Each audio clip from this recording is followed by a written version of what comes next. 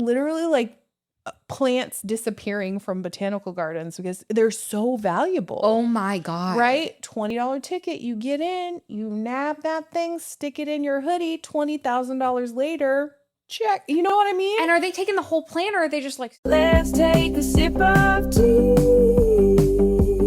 of the town. Okay. Are you ready for some gardening tea today? oh, I love gardening tea. Heck yeah. Okay.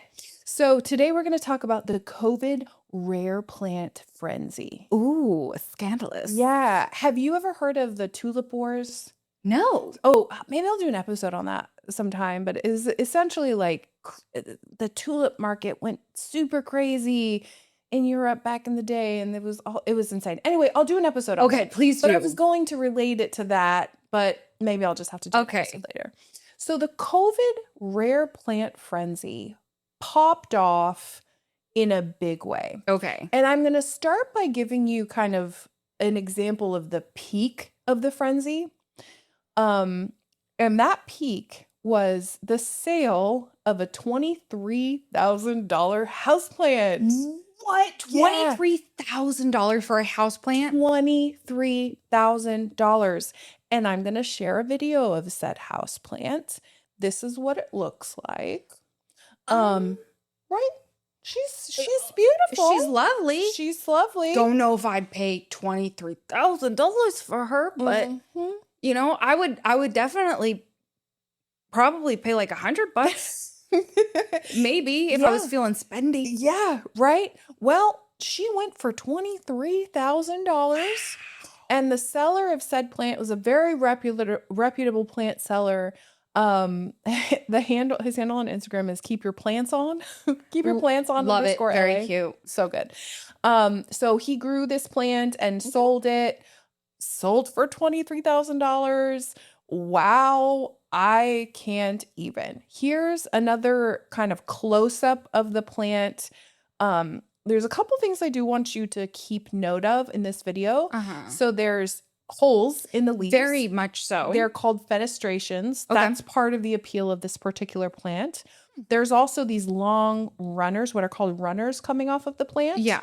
Those are also part of the reason why the plant sold for so much. I'll talk a little bit more about that later, but essentially those are used for propagation. So if a plant has a lot of those, like you can propagate it, right? And so this plant was incredibly valuable because it was a super, super rare plant. Super, super rare plant, and it had all these other things, right? Like it had these beautiful leaves and all these runners that could like theoretically be sold. I mean, for me personally, and I'm not a plant. I mean, I do love plants, but at like a very basic level. I can keep a pothos alive, you know? I don't know what a pothos is, so that's where I'm at. I see these big holes and I think I'm getting less plant for my money. So clear. I mean, obviously, again, I'm not an expert. Yeah. I'm sure it is worth it, but that's where my brain goes. I mean, this is just this whole frenzy around plants popped off during COVID, and rare plants were a part of that, certainly.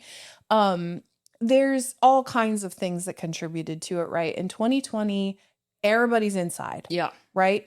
What are you going to do when you're inside? You were going to bring the outside inside, and you're going to have a bunch of houseplants. So a lot of people got into houseplants in 2020. That's when I did. And again, Understandable. not a crazy, I want to make sure I set the expectation. Not a crazy houseplant person, but I was like, I'm going to bring a little bit more greenery to my house from 0 to a couple plants. Yeah, I tried a couple of things during COVID, but actually more recently, I feel very proud of myself because I have a fiddly fig that I've kept alive for more than a year, and I feel really proud of that. Congratulations. Because the best I could do before was a succulent, and even those didn't do so well. So very proud of you. that's where I'm at.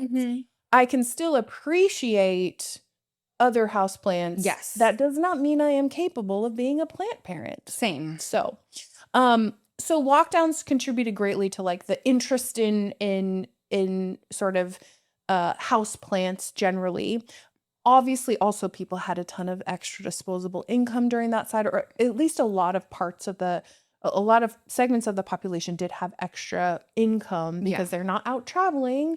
They're not out, buying things because you can't go anywhere. So what are you going to do? You're going to order plants online. And then obviously also everyone was on social media. So people showing their beautiful indoor jungles and showing off their plants became a big thing. Yes. So I remember that. this really popped off in 2020. And of course, what comes along with a boom, especially with high prices, $23,000 plants, a bunch of scams. For sure. So we're going to talk about both the boom and the scams because there's some interesting drama around the scam part of it. It's like scams plus other illegal activities related to plants. Ooh. So we're going to cover both of those things. To just give everybody an idea of all the drama that was going on in the plant community, specifically the rare plant community in 2020 and then into 2021 as well.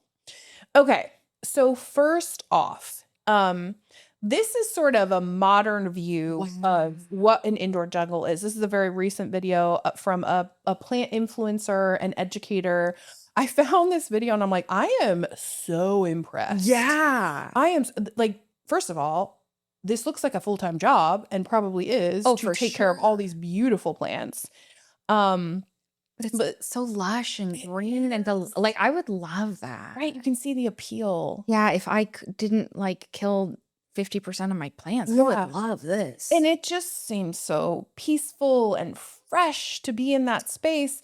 So of course, during lockdowns, everyone's like, yeah, we're going to get into this. So, what happened during COVID is that obviously everyone got into houseplants generally, but then you mix in the disposable income and rare plants, which sold for a lot of money, became kind of a status symbol, right? Like if you can't go out in, dressed in your best with a luxury handbag, like how are you going to show that you're better than other people? If not by buying very expensive rare plants and posting them on social media. Right. So obviously there's genuine interest in plants and caring for plants, and that had always existed. Yeah. But the whole I think the exaggerated interest in rare plants that popped off during COVID, I mean, I think a lot of it is driven by there's no outlet for, being better than other people.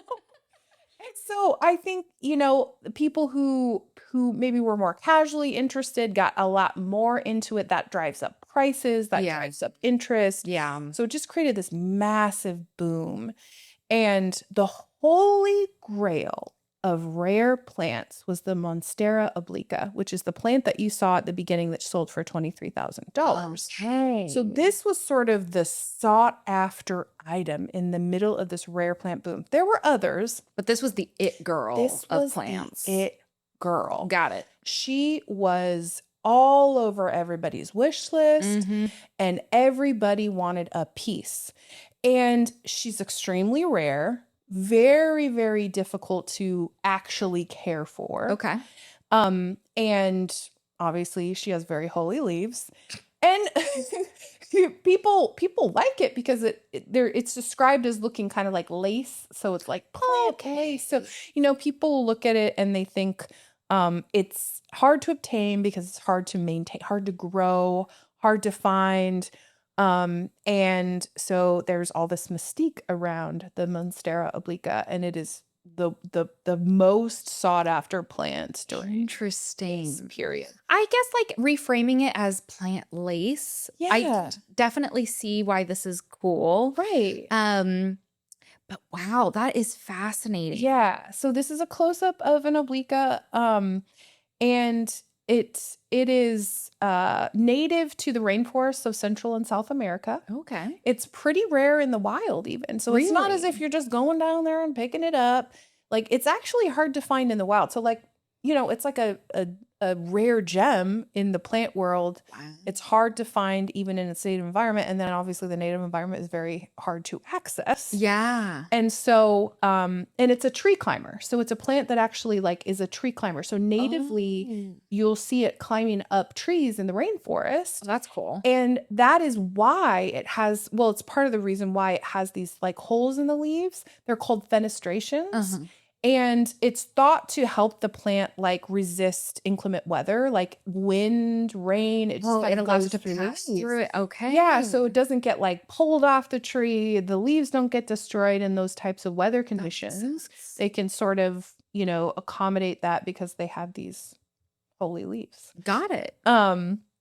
And it's super delicate, of course. And one of the reasons why it's rare is because it's like it requires super humid environments Oh. and it's pretty delicate. So it doesn't survive. It's not like abundant in nature. And then when you bring it indoors, it's like very hard to maintain because how are you going to have like a super humid indoor climate that's going to like be kind of like a rainforest? And so So she's pricey and high maintenance. she You know is what? I get it, girl. she Love is it. high maintenance. Mhm. She is high maintenance and she makes no apologies about it. Nor should she. So a lot of collectors want one. A lot of casual collectors that get into it are like, oh, well, this is the it girl. I'm going to get in on it. I want to Yes. show this off on my Instagram. And here we go. So the prices, of course, go to the moon because everyone's in on this game. Uh-huh. Demand completely exploded. So you start to see the prices of this. Not only is it hard to find, but because there's now so much demand, the prices are just like insane. Yeah. And so the $23,000 auction was the highest price that I could find, but there's all kinds of other examples of them selling for like near $20,000. Wow. And so yeah, it was insane. At peak in 2020, 2021, it just was insane. So that wasn't even just like a one-off flip. No. Like that was the Yeah. standard. Yes, and that was almost. the highest dollar value I could find was 23K, but Yeah. I found a couple that were $20,000, $19,000. There's one in New Zealand that was 19,000 that I found specifically. And so there was a bunch of like rare plant auctions that took place more regularly and their prices just went insane. Yeah. For this plant specifically, but a lot of other rare plants as well because a bunch of new collectors enter the scene. Mhm.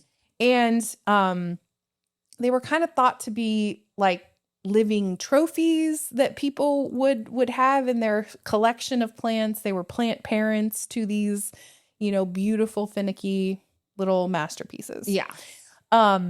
But this is where it gets kind of tricky. Okay. So there is an imposter of this plant. There is the Monstera obliqua, and there is the Monstera adansoni, or adansoni.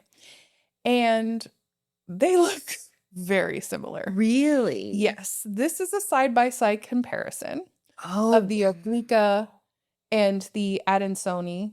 And you can see they look They're pretty similar. I mean, pretty similar. definitely the oblica is way holier, much more lace-like. Yes. But I mean, if you aren't deeply in that plant world, I could see how someone who's maybe a bit more casual and just wants this rare plant could be fooled by this one. Totally. And the dupe is like $100, right?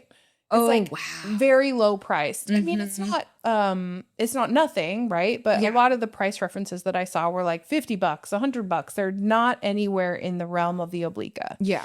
And so, of course, what happens is you have a bunch of scammers who are passing off these dupes Wow. as the real thing. What makes it even worse is these plants are very often sold just as runners or what's called wet sticks. So remember in the plant video where there's these long kind of stems coming off of the plant? Yeah. Those are the things that would run up a tree and create Oh. new growth. And those are used for propagation. So you can like kind of clip those off and then you can use it to propagate the plant or create a new plant and new Yeah. growth, right? So you can sell those independently. And when it's sold as a runner or a wet stick, which is a similar concept where you like clip a leaf that has a new growth node on it, and then you can propagate the plant and make a new plant. Yeah. You can't tell because it hasn't fully grown yet. exactly. So there was all kinds of scams that pop up where like sellers on Facebook, sellers on different marketplaces are selling wet sticks and they're selling runners, or they're selling juvenile plants where you really can't tell a whole lot about the plant yet. Wow.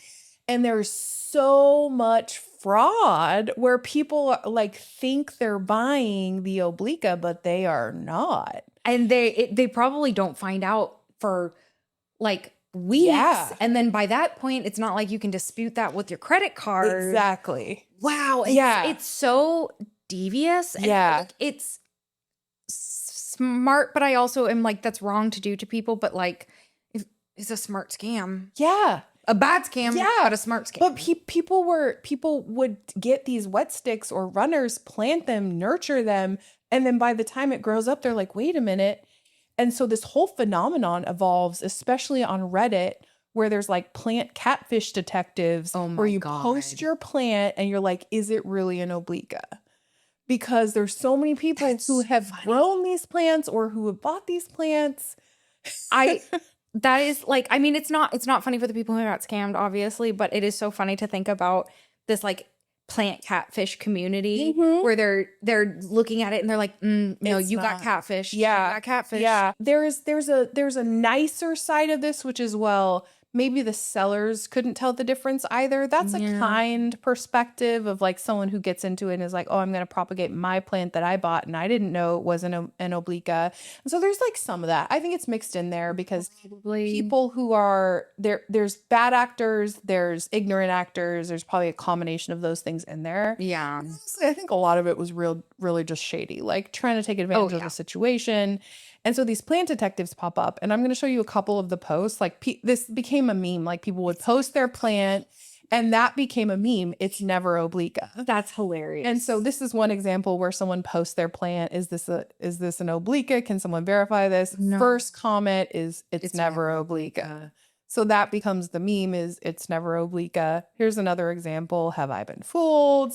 No, that's at And so this is the meme. It's never oblica. Hashtag Foblica.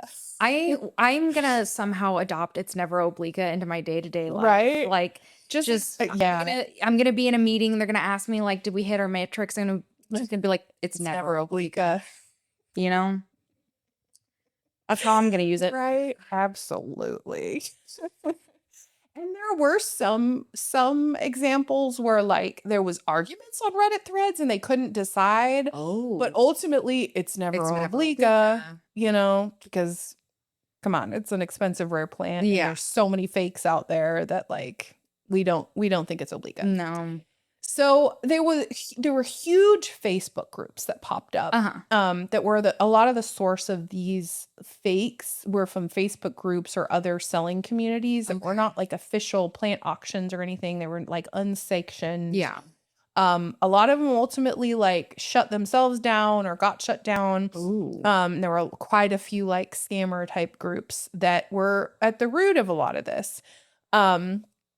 But this is where it gets really funny. There was a lot of plant napping that started to occur in 2020 and 2021, right? Because there was these incredibly expensive, rare plants. You get one clipping and it's like, you know, the clipping itself wouldn't be $20,000, but you could grow it into a $20,000 plant. You could sell the clipping for several $1,000s. Wow. So like plant napping became a freaking thing. That's crazy.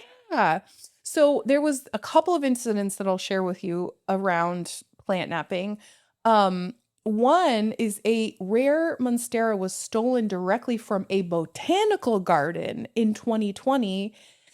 This occurred in New Zealand, literally like plants disappearing from botanical gardens because they're so valuable. Oh my God. Right? $20 ticket. You get in, you nab that thing, stick it in your hoodie. $20,000 later, check. You know what I mean? And are they taking the whole plant, or are they just like snipping a little? In this case, they took the whole plant, but there were other scenarios where like there were either attempts at clipping the plant or actual successful clippings of plants that occurred at botanical gardens. One woman in San Diego, in their botanical garden, was actually caught trying to clip the houseplant, but she ultimately got caught. And there were a couple of examples like that. There's also nursery theft that starts to happen because some of these nurseries start to try to get in on the game. Oh.